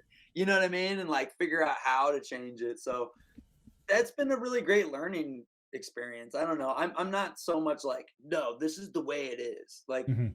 when I make music, I'm not like that too. If I trust you and really like your taste and I play you a track and you're like, you should do this to it, I'll listen to what you have to say and I'll Mhm. probably do it. Unless I'm really feeling this a certain Mhm. way. I want the best song and I want the best product, you know what I'm saying, for Mhm. everybody. So we're digging into a bunch of that UI, UX stuff right now. But at some point, you just got to peel off the band-aid and just like put people in there. Yeah. Yeah. You know what I'm saying? And just like, Insert people into Band-Aid. yeah, exactly. Insert people, shoot up the people. I don't know. Just like do something like, I don't know, man. So yeah, I'm really looking forward to it. I was nervous about it until we found this awesome developer who's working with us, and he's so sick. He's Italian, um, and he a lot of Mamma the mia. Unreal developers I've found, like they're great, but they don't necessarily want to get on a call with you ever because they're busy and shit. Mhm.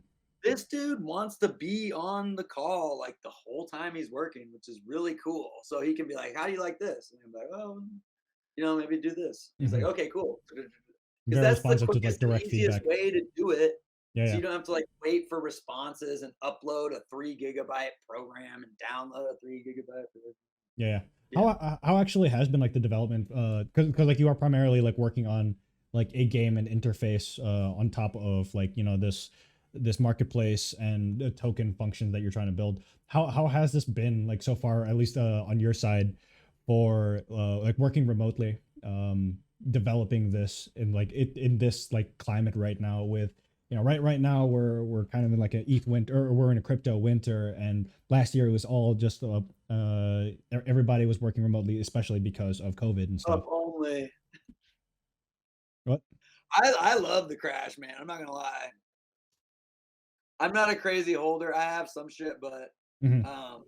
nah, man. I mean, I say that. Hopefully, I still keep getting work because that's my job now. I do like 3D graphics for folks Mhm. in mostly this DAO space, but so that's been really cool. I love that, but I like the crash because it's a lot less like, oh my god, we have to put this out right now.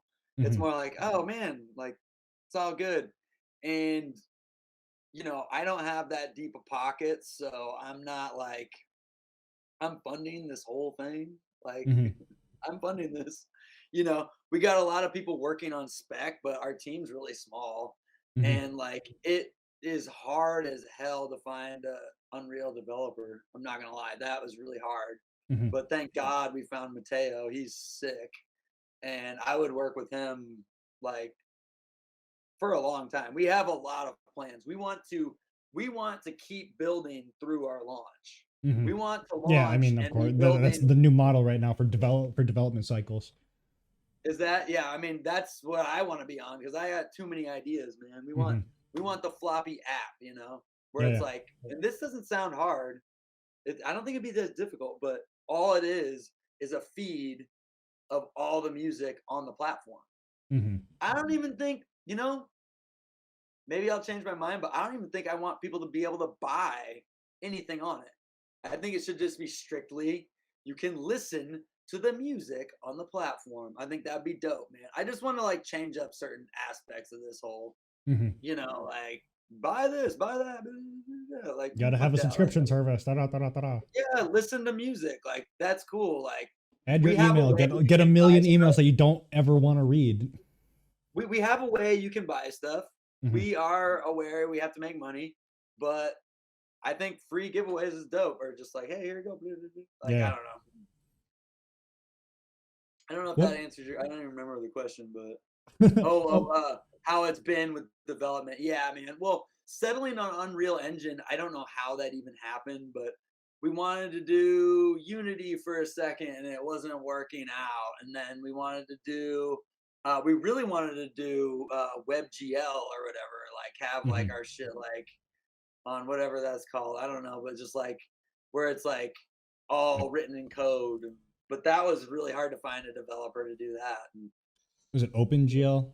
The yeah, OpenGL, yeah.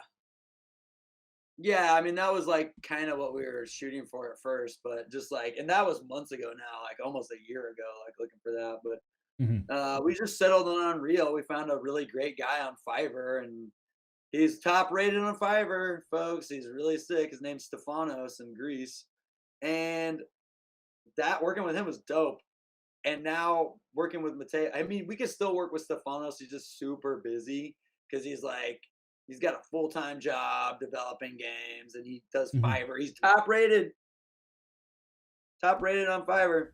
But then I found this guy on the Discord Unreal Slackers, and he's super cool, really nice guy.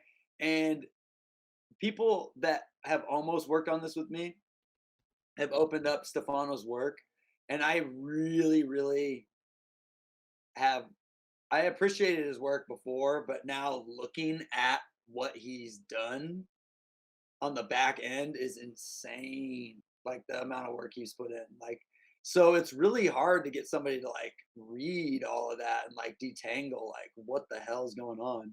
But Mateo's like put in already like 10 hours just like detangling, understanding what's going on, um, figuring out how to like work with bugs and stuff. Mhm.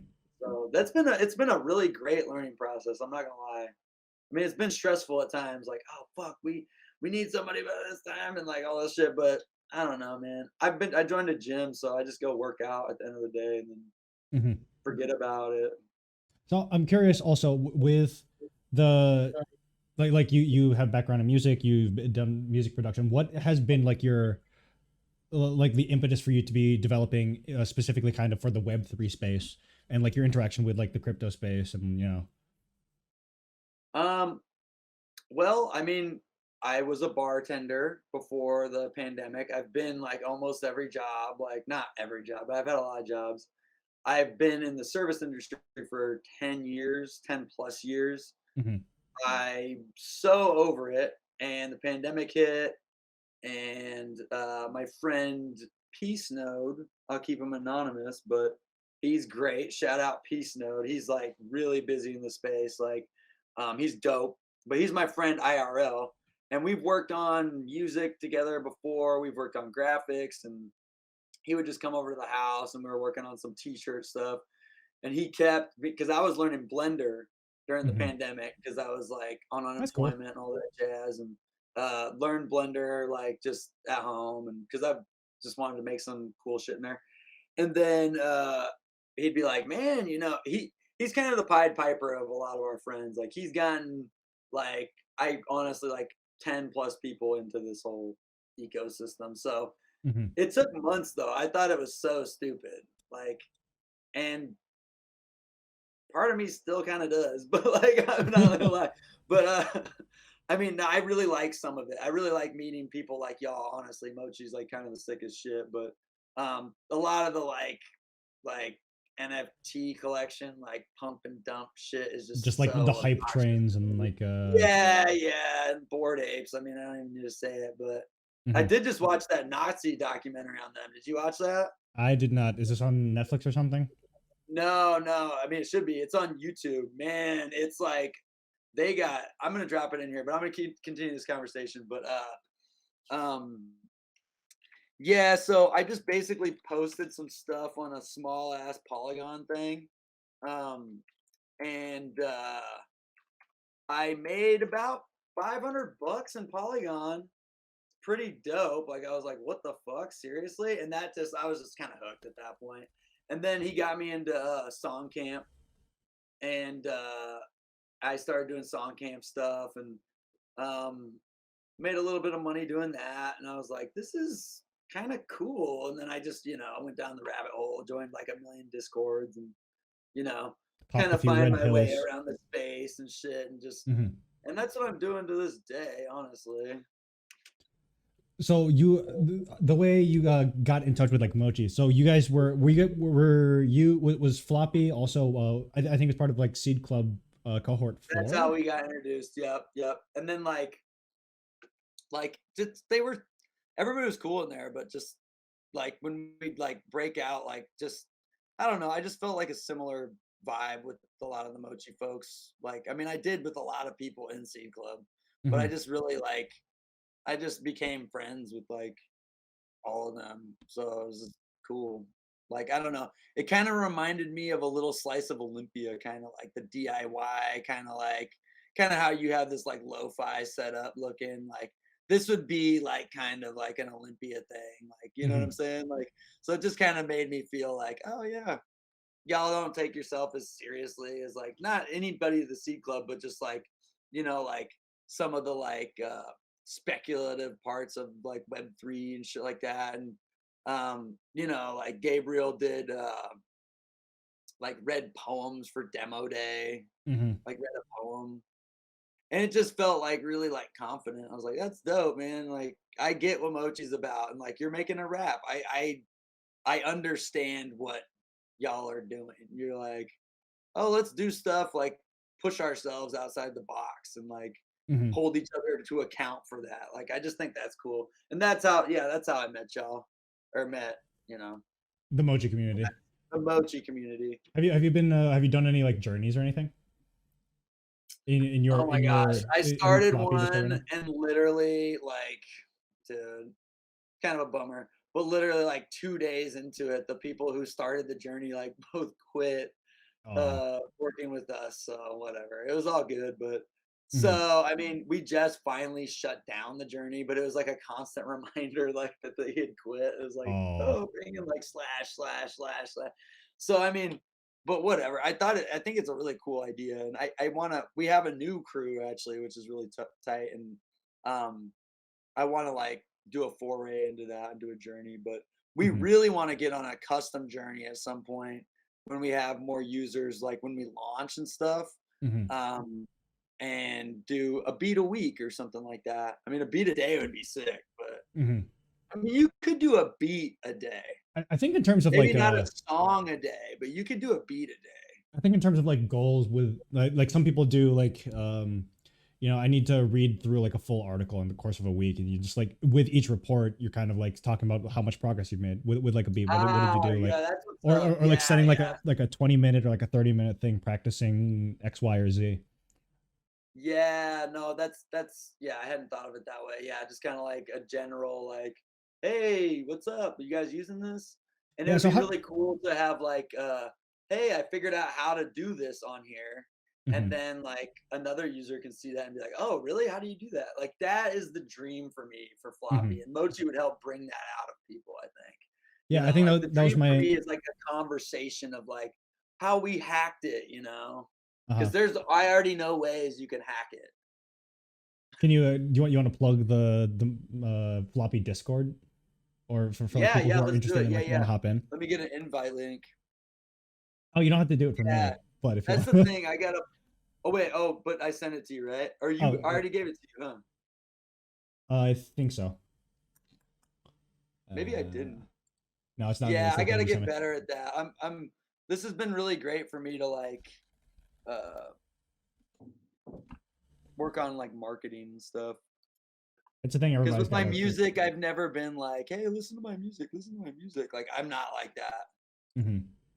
But with this, you know, I'm way more like, check out Floppy, check out. I just sent it to you. Yeah. In the chat here. Got it. There's the Bored Ape Nazi shit. That is insane, dude. Well, 40 Yacht Club. Yeah, I've definitely seen a lot of the. Oop, whoopsie poopsie. It just goes way deeper than I thought. Like, I didn't need to be proven that they were Nazis or like trolls. They're trolls. But like, because I mean, just their logos, the Totenkopf, like I knew that the moment I saw it, and it was just like, I can't be trolled, man. Like you can't be like, oh well, plausible deniability. It's like, nah, man. Like I'm not for that. Yeah, this Like is a.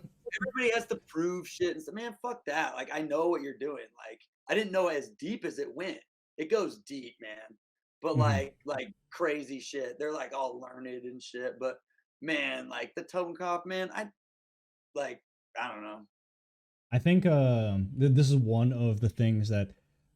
So I mentioned earlier that we're working on a zine for Mochi, and so we last year we did 2 issues. I think this year we're only going to do 1 issue, and technically it's open for anybody who's like affiliated with Mochi. So I think technically you'd be eligible if you want to make a submission.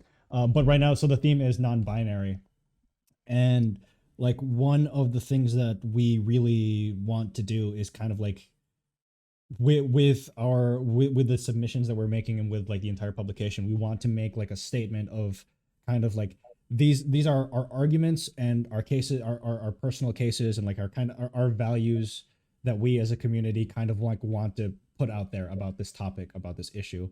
My like one of the one zine that like really stuck out that we're kind of like that I looked at in reference to how we kind of want to be developing this. It's agorist.xyz, like and it's this whole zine that are all these like thought pieces about agorism, and how at its core crypto is like this ultra libertarian, ultra like everybody fending for themselves, like distrust is at its core, and there doesn't need to be trust, and like, and it makes this whole argument about it's I mean, I don't agree with a lot of it, but it's like compellingly made. And I think that it's important right now that, especially for these communities that are like trying to make a mark in the Web3 space, that like we declare that there are values that are important, that as much as we love the space of like creativity and decentralization, that homophobia, racism, anti-Semitism, like all these things, that like they should not have, they should not be like respected parts of the community. And I would even say just straight up capitalism also. Like, you know what I mean? Yeah.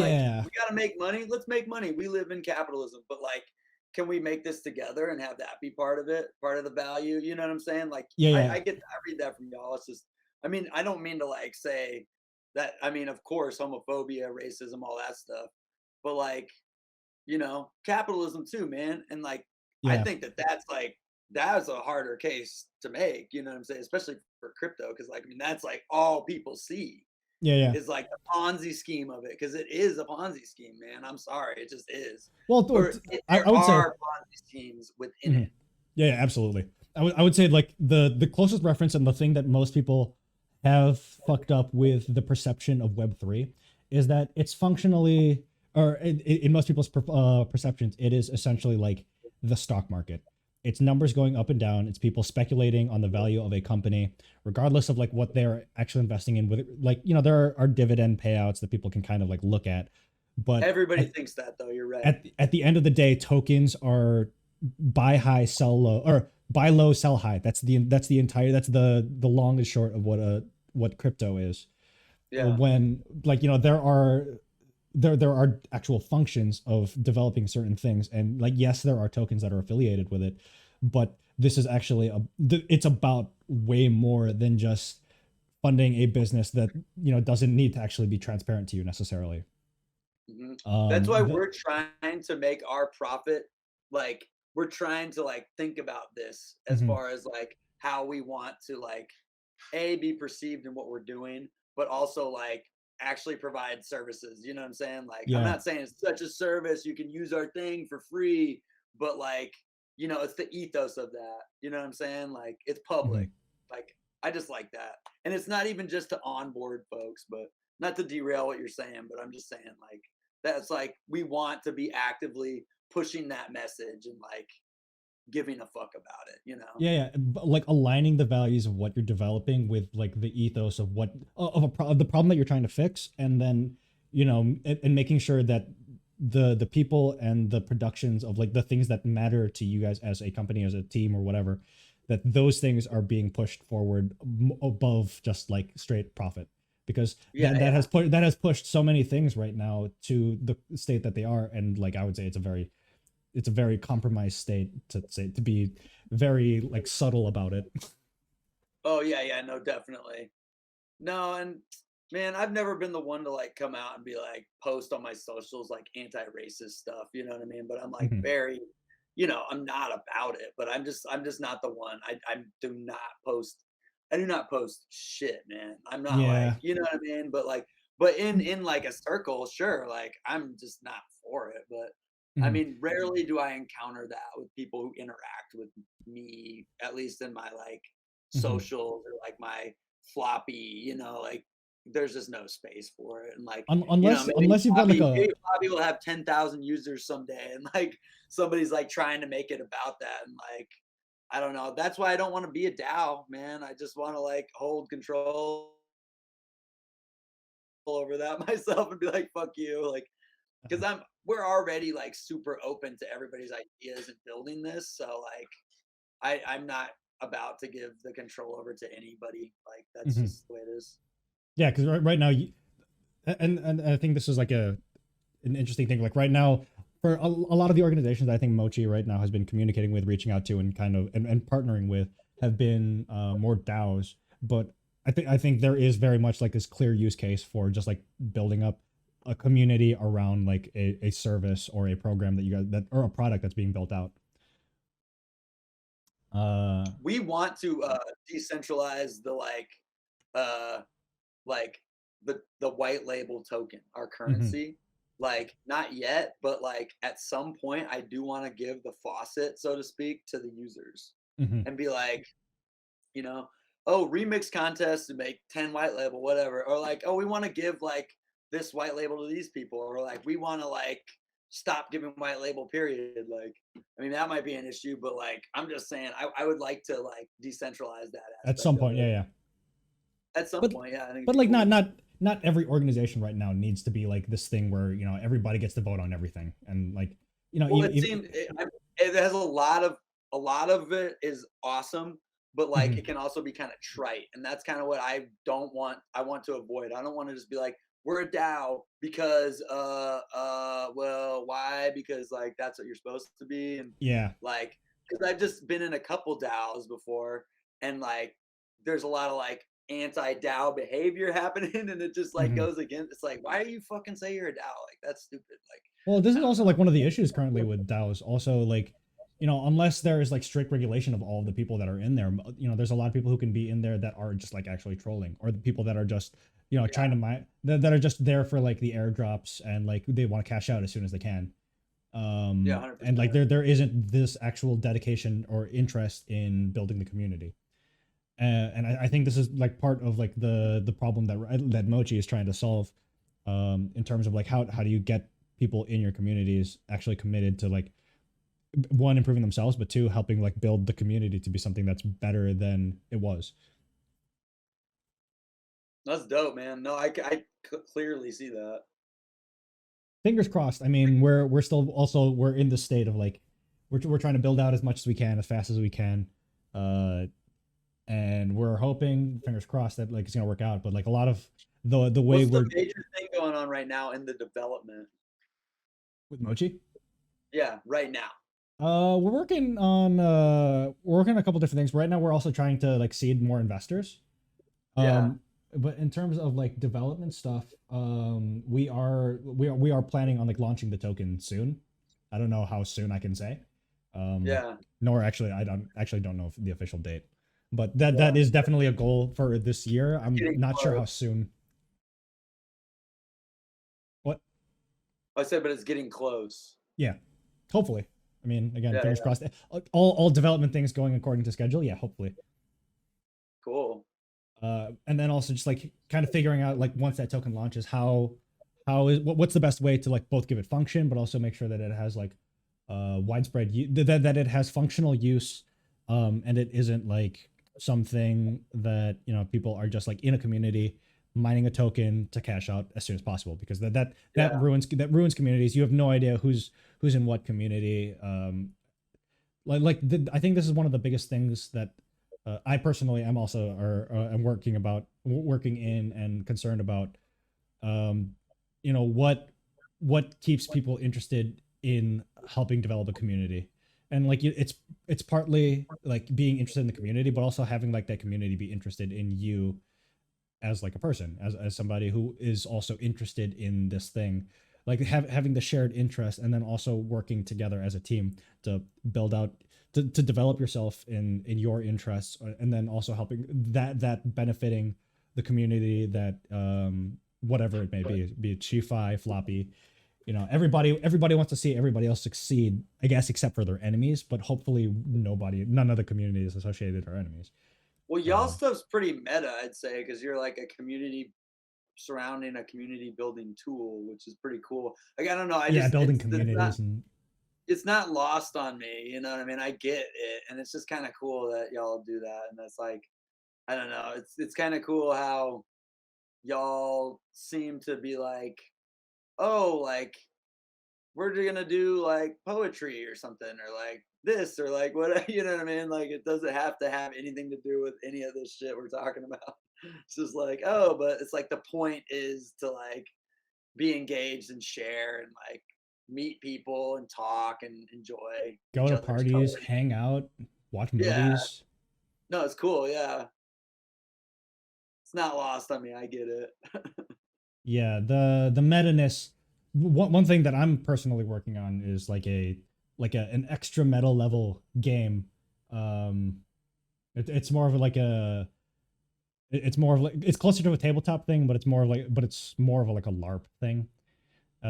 It's a bit Really? dorky, but it's a bit. Are you It's programming it, or it's IRL game? it's supposed to be an IRL game that we should be able to play like asynchronously / in online sessions. Oh, that's cool.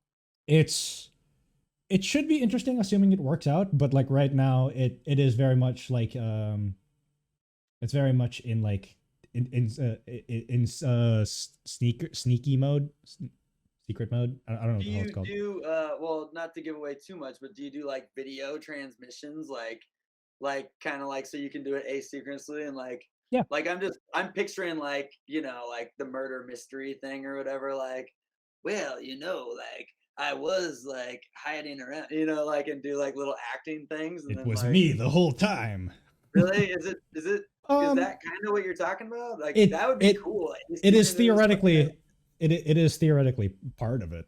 yeah There are a lot of like moving parts to it that still need to be both written and then tested out. But like we're right now we communicate with like I communicate with like an artist. We're getting I think there's like a core base right now of like 8 to 10 people in Mochi that are getting characters made, and we commissioned an artist to make and develop all these characters. But like everybody's got like these characters that they personally picked out, like the aesthetics, backstory, and stuff. So it's also supposed to be like this experimentation of identity, just like in line with a lot of the Web3 stuff, like building up this idea of self in like a digital space and like the way you kind of want to interact with the world. So there are lots of layers of meta, I think. that's cool man that sounds really cool. Yeah, hopefully I'm hoping for that to also go live later this year. But not nearly. It's not as close in the future, I think, than the token launch stuff, which is where we are, I think, dedicating a lot more of our energy. Cool. Going back to some of like the growing up in like suburbs, either in like the Midwest, the South, whatever. A thing that like I didn't really grow up in the suburbs, just so you know, but it was like more like small townish, but it was a big small town. It was a college town. Yeah, yeah. Here's a hot take thing that I'd be curious for your take on. Are white people allowed to be racist about other white people to white people? Man, like, are Germans allowed to shit talk Italians? I feel saying white trash I think is whack. Mm-hmm. But I really don't like the whole like white people. You know what I mean? I don't like that. Like it's just I feel that way for sure, but I don't like how that's just become so and talking shit about Italians and Irish people, like that's fucking lame, dude. Everybody's like, allowed to shit talk lame. the French though. Like I'm pretty Irish, like my great grandpa's from Ireland. Man, like it's actually hurtful to me, like to hear that. And like people just feel it's like a woke person feels like they can say some shit about Irish people because there's like a history of like shitty cops in Boston. You know what I mean? Like that's or like the Irish and the British and like yeah, man, that's so lame. Well, the Irish and the British, I think that's kind of like different flip, but like I'm talking about the American woke mindset to be like, man, fuck, like Italians are such dicks because of like they're like machismo or like they're like Republican. I don't know, man. No, okay, so here's like here's white people. Like I hate that, man. Here's the question for like where I think it.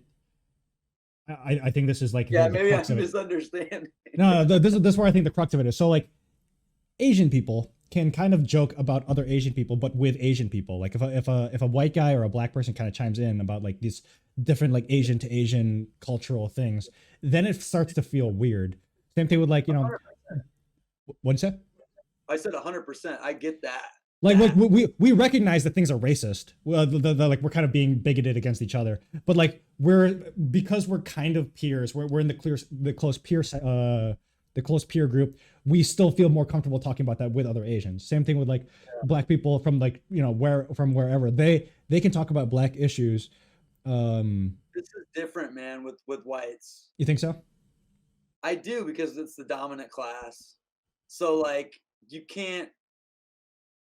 I don't know. Maybe you kind of can, but because like I would feel weird. Like white, like what the fuck is that, man?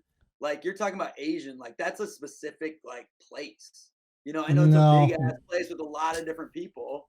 But white is not a place. Yeah, though, like, I mean, historically, it's pretty much like Europe and like Northern Asia. Yeah, I guess you're right, man. I guess you're right. Like, yeah. But so I'm saying, like, if say like an Italian guy and a German guy and an Irish guy were like arguing about like historical stuff, or just like telling Irish, German, Italian jokes not like that in America, about each other. there's kind of a history about it, but like if like an Asian guy or a black guy were to chime in about the different like white stereotypes, do you think like the white people would be like, hey, you're not allowed to talk about that, that's our stuff? Or do you think it's like nobody feels like no way. I think okay. no, I mean, man, like I feel like maybe, and I'm probably stepping out here, but like maybe It's the like a hot Asian take. experience might be a little different because like black and white, like I kind of feel like okay, no, I hear that like maybe from white is different. White is different in my mind. Like I bet if you're in Europe, like very much so. You know what I mean? Like they got like all the differences. Like that's the Germans and this is the so and so, but The Swedish, the maybe Danish. white and Irish, but I mean Irish and Italian, but man, no, not really. No, I mean, like, and I think it goes back to like being the dominant class and also being like I think it's the only whites are the only thing that's fair game to like hate on. It's kind of like men. Yeah, men, yes, for sure. Especially white men, especially straight white men. I get why. I'm not saying like, oh, poor me, but it is the only thing that's okay to hate on. You know what I'm saying? Like, well, men and straight people, like all the dominant classes, like I would also add the caveat also of non-Jewish, because I feel like Jewish people also still get a very different rap despite being white. Oh, 100%. Yeah. Well, I mean, I don't want to come off like, but there's a clear history of like anti-Semitism that has existed in. Is Jewish white? You know what I'm saying? Like, I don't think so. Like, because of that. Like, they might have white. White is just a concept, obviously, and it's like bullshit. And it's like, because they're not treated like that, they're not white. You know what I'm saying? Like, that's why. You know what I mean? Because they're treated as a minority, and like what people would like be racist about. But it's interesting because like despite the fact that they were a minority, I mean, like for a while Irish people were a minority and like 100% Germans were a minority. It's not taboo to do some like half-cocked Irish accent.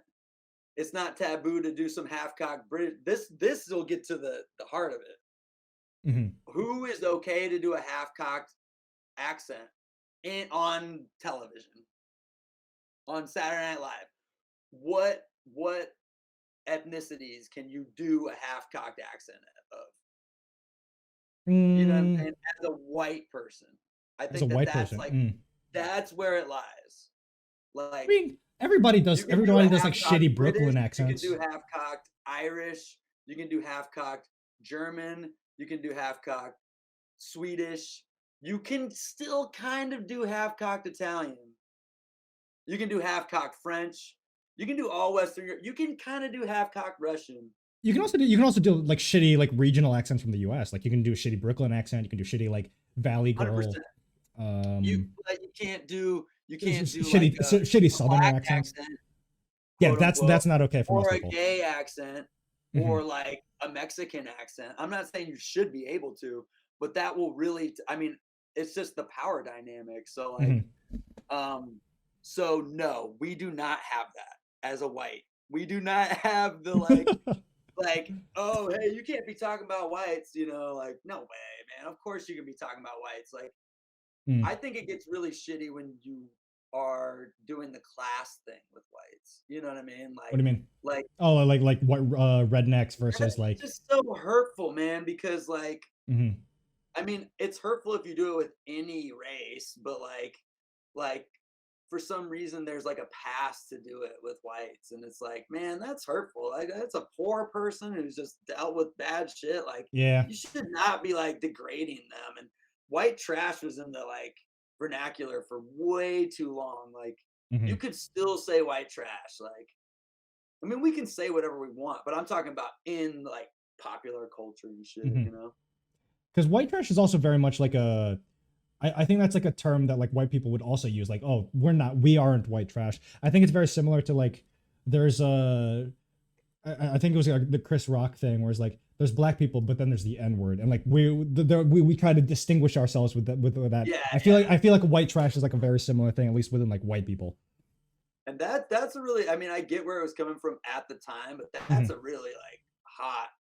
Yeah, that was a very hot take that did not age very well. Yeah, that's like maybe not like even the best. Like, Will Smith, if you slapped him back then, that might have been more acceptable. For a certain community, like it might be cool, but like for like white people getting their hands on that, The Office does a really good take on that, where like Michael's repeating that back. I don't know if you get The Office, but yeah, and like I think that's like kind of illuminating, because like I think a lot of like white America hears that and is like, haha, yeah. You know what I mean? That's why it's kind of dangerous, like kind of like what talking about, like why he quit Chappelle's show and stuff, you know what I mean? Yeah. I was actually I was just watching, so it became like a train, because I was like, a part of the song that I'm writing, like I reference Mr. Rogers' Neighborhood, because like that was a very like formative thing for like children in the US from like the 60s through the late 60s. Oh yeah, man, I watched that growing up. Yeah. And like Eddie Murphy did a spoof of it on SNL, and he was regularly cast. Funny, yeah. When he was on SNL, he was regularly cast for a lot of these like stereotypical black roles. And I just watched like this one skit that he did with, I don't remember who the other actor is, but like they were doing like a very just like stereotypical thing, and then they just like completely break character, because like the whole thing is about his dad, like the son and the dad having like a very tough relationship because of struggle. They're living in this shitty apartment, and they just break character like, yo, why are we doing this? This role fucking sucks. Yeah. And they called out this writer, which I don't know if he's like actually the writer, but like I don't think it was like breaking the scene. I think this was like part of like what they originally wrote for the scene. But he's like, I love my dad. My dad's in the audience right now. Dad, stand up. And like the dad stood up, and like this is still the same skit? Yeah, it's all the same skit. And he's like, Dad, that's cool. Dad, I love you. Now sit the fuck down. And they just and it just continues, and they just like walk man for the 80s. Yeah, that's pretty crazy. It was super meta. But like there's a lot of these.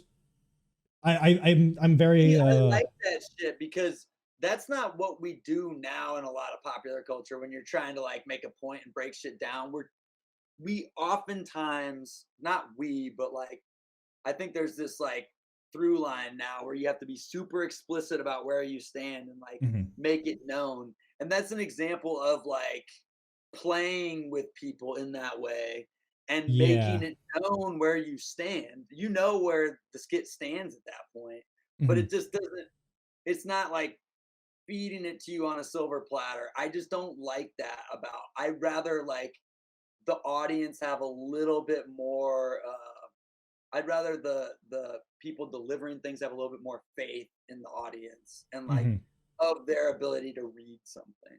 You know what I mean? And especially because like, a lot, there's been definitely like a movement in like in both writing and in like movies and stuff towards like this. They're trying to get away from the tokenism, but there's very much still like a lot of that feeling of tokenism. And this is something like I'm very concerned about with like a couple different like YouTube creators that like they play a character. Like one that sticks out to me is Uncle Roger. He's this Vietnamese guy doing like almost his entire career now is doing like this stereotypical disappointed uncle accent, wearing a polo and it's like judging people like a Vietnamese stereotypical Vietnamese. Yes. So he's Vietnamese. I think he's Vietnamese doing a quote unquote Asian uncle. Like it's kind of supposed to be ambiguous, but his entire thing is just like, oh, you don't know how to do the fried rice. That's not very uncles and aunties. Like he does this entire thing, and this is like his almost his entire repertoire at this point. And it's a minstrel show. It's like the same problem with like Andrew Yang wearing the fucking like math pin, where you're only playing this stereotype, and it's like, are you doing this for the Asian community for visibility? It was hilarious? I don't know. Like this is it's like the same thing with like where Chappelle was like uncomfortable. Like who is he making laugh? What's the point of this? Yeah, You know? yeah. Am I just getting giggles and like ratings, or am I still making a statement?